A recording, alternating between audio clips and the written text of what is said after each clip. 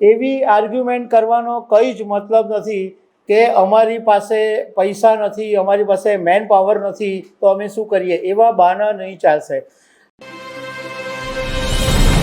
ગુજરાતના સ્થાનિક સ્વરાજ્યની ચૂંટણીના પરિણામો મંગળવારે જાહેર થઈ ગયા અને ચારે તરફ પરંતુ એમ કહી શકાય કે આ ગુજરાત માટે સારી વાત નથી, કારણ કે વિરોધ પક્ષ જ નથી, વિરોધ પક્ષ ખતમ કરી નાખ્યો છે.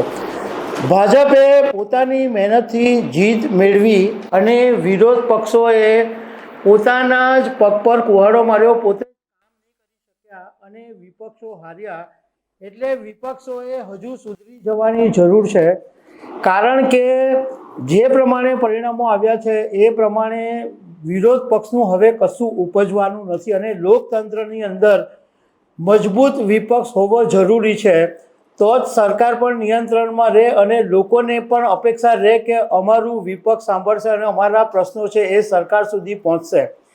પરંતુ વિપક્ષ જ નહીં હોય તો લોકોના કામ કેવી રીતના થશે અને અધિકારીઓ, નેતાઓ બધા ફૂલીને ફાળકા થઈ જશે. તો આના વિશે તમારી સાથે વાત કરીશ. મારું નામ રાજેશ શાહ છે અને તમે જોઈ રહ્યા છો ગુજરાતના સૌથી મોટા ડિજિટલ ન્યૂઝ પ્લેટફોર્મ ખબરછે.com. ગુજરાતના સ્થાનિક સ્વરાજ્યની ચૂંટણીના જે પરિણામો આવ્યા એ જોતાં આપણને એમ લાગે કે વિરોધ પક્ષ હાર્યો નથી, સ્પર્ધા જ નથી કરી, કંઈ ફાઇટિંગ જ નથી કરી, કંઈ દેખાયું જ નહીં. એક તરફી રિઝલ્ટ ભાજપ તરફે આવ્યું. મહાનગરપાલિકા, તાલુકા પંચાયત, જિલ્લા પંચાયત, નગરપાલિકા બધી જ જગ્યાએ ભાજપે ટોટલ એની મશીનરીનો ઉપયોગ કર્યો. Man power, money power, muscles power, micro management બધાનો ઉપયોગ કર્યો અને જીત એ જીત છે, એમાં પછી કશું ચાલે નહીં. ભાજપે ગમે તે કારણો હોય પરંતુ જીત મેળવી એ વાત સાચી છે.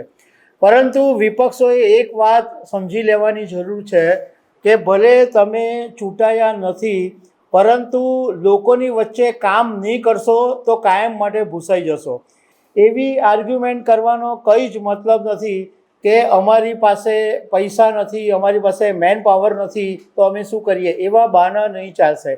કારણ કે તમે માત્ર ચૂંટણીના સમયે દેખાવ અને એ પણ પાછા સોશિયલ મીડિયા ઉપર જ, ગ્રાઉન્ડ લેવલે તમારું કોઈ વર્ચસ્વ નથી દેખાતું. આમ આદમી પાર્ટી હોય, કોંગ્રેસ હોય, આમ આદમી પાર્ટીએ થોડી મહેનત કરી કે અમુક લેવલે, પરંતુ આમ આદમી પાર્ટી પાસે પણ એટલું માણસોનું મેન પાવર, કાર્યકરોનું નેટવર્ક નથી જેટલું ભારતીય જનતા પાર્ટી પાસે છે. કોંગ્રેસ પાસે તો છે જ નહીં એમ કહી શકાય. એટલે તમે માત્ર ચૂંટણીના સમયે દેખાવ, એના કરતાં આખું વર્ષ, 5 વર્ષ શરૂઆતથી જો લોકોના કામ કરશો, એવું જરૂરી નથી કે તમે ચૂંટણી જીતશો તો જ લોકોના કામ કરી શકશો. ચૂંટણી જીત્યા વગર પણ જો તમે ઈચ્છો કે લોકોના કામ કરવા છે તો તમે કરી શકશો. અને આમ આદમી પાર્ટીએ કેટલાક વિસ્તારોની અંદર વરાછામાં જોવા જઈએ તો એવું કર્યું બી છે કે ભલે એ લોકો નહોતા લડ્યા પરંતુ લોકોના કામ તો કરતા હતા. એટલે કોંગ્રેસે આ વાત ખાસ શીખવાની જરૂર છે કે સ્થાનિક મુદ્દા હોય, લોકોની વાત હોય તો ખાલી એક દિવસ હોબાળો મચાવીને બેસી રહેવાને બદલે લોકોના જેન્યુઅનલી કામ કરવા જોઈએ અને લોકોના જે મુદ્દા છે એ સરકારની સામે ઉઠાવે. ભલે ને તમે નથી ચૂંટાયા, નથી, તમારી પાસે પદ નથી, તમે વિરોધ પક્ષમાં, તો શું થયું? તમે ધારો તો તમે કામ કરી શકો છો. કારણ કે જો લોકતંત્રની અંદર વિપક્ષ લગભગ હોય નહીં કે નબળો પડી ગયો હોય તો એની અસર સીધી રાજકારણ, શાસન અને સમાજ ઉપર પડે છે. લોકોના મગજ ઉપર બી અસર પડે છે, કારણ કે લોકો બધા સરકાર પાસેથી કામ નથી કરાવી શકતા. લોકોને તો અપેક્ષા વિપક્ષ પાસે હોય છે કે અમારા કામ કરશે, અને વિપક્ષ જો નબળો હોય તો સરકાર ઉપર પ્રેશર ઓછું રહે અને કોઈ પણ જે કામ કરવાના હોય એ ફટાફટ કરી નાખે અને નિર્ણયોની અંદર પારદર્શિતા ઓછી હોય.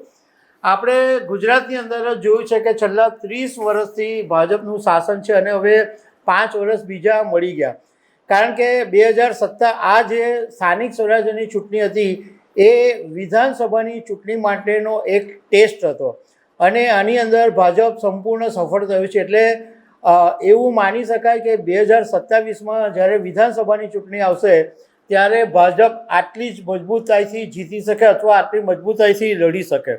વિપક્ષ નહીં હોય તો બજેટ બી ફટાફટ પાસ થઈ જાય, પોલિસીની પણ અસર થાય, પારદર્શિતાની. અને આપણે જોયું છે કે અધિકારીઓ નેતાઓ બધા ફૂલીને ફાડકા થઈ જાય છે, કોઈ તમારું સાંભળે જ નહીં અને દાદાગીરી પણ વધી જાય. એટલે વિપક્ષ હોવો જરૂરી છે. એટલે અમારે ખાસ વિપક્ષના લોકોને કહેવું છે કે રોદણા રડિયા કરવાને બદલે ગ્રાઉન્ડ લેવલ પર ઉતરો, લોકોની સમસ્યાને વાચા આપો. પાલિકામાં હોય, સરકારમાં હોય, તમારા પ્રશ્નોની ધારદાર રજૂઆત કરો, લડો, રસ્તા પર ઉતરો, તો તમે કઈ લોકોના દિલમાં સ્થાન મેળવી શકશો. આપણે કોંગ્રેસની હારના કારણો જોઈએ તો કોઈ દિવસ કોંગ્રેસે જોરદાર રીતે સ્થાનિક મુદ્દાઓ ઉઠાવ્યા નથી. કોંગ્રેસના જે મોટા મોટા નેતાઓ છે એ કોઈ દિવસ ગ્રાઉન્ડ લેવલે ગયા જ નથી. કોઈ લોકચાહના ધરાવતો હોય, લોકોને એકદમ પ્રિય હોય એવો કોંગ્રેસનો એક પણ નેતા નથી. કોંગ્રેસે આ વખતે માનીતાઓને ટિકિટ આપી, એને કારણે એવો આરોપ લાગ્યો અને એને કારણે બહુ વિરોધ પણ થયો અને છેલ્લી ઘડીએ કોંગ્રેસના ઘણા બધા ઉમેદવારો ફૂટી પણ ગયા અને ભાજપમાં ચાલ્યા ગયા. આમ આદમી પાર્ટીની વાત કરીએ તો આમ આદમી પાર્ટીમાં પણ આ સ્થિતિ છે કે કોઈ મોટો ચહેરો નથી અને એક ત્રીજી પાર્ટી તરીકે હજુ ગુજરાતના લોકો આમ આદમી પાર્ટીને સ્વીકારતા નથી, હજુ મનમાં સ્થાન મેળવી નથી શકી. અને ગોપાલ ઇટાલિયાના કેટલાક એવા નિવેદનો હતા બેફામ કે જેને કારણે ગુજરાતના લોકોને પસંદ નહીં કર્યા. ભલે અહીંયા ઘડી સુરતમાં ગોપાલ ઇટાલિયાની સભામાં મોટી માનવ મેળામણ ઉમટ્યું હોય, પરંતુ ગોપાલ ઇટાલિયા જે પ્રમાણે બેફામ વાણીવિલાસ કરે છે એ લોકોને નથી પસંદ આવ્યું. તો આ બધા કારણો છે. પરંતુ વિપક્ષોએ આ બધી વાત છોડીને હવેથી ગ્રાઉન્ડ લેવલ પર કામ કરવું પડશે, વિપક્ષ મજબૂત કરવું પડશે, તો જ આ સરકાર અંકુશમાં રહેશે. બાકી તો તમારું લોકોનું પણ કંઈ થવાનું નથી. તો દર્શક મિત્રો, આવી અનેક વાતો સાથે અમે તમને મળતા રહીશું. આભાર.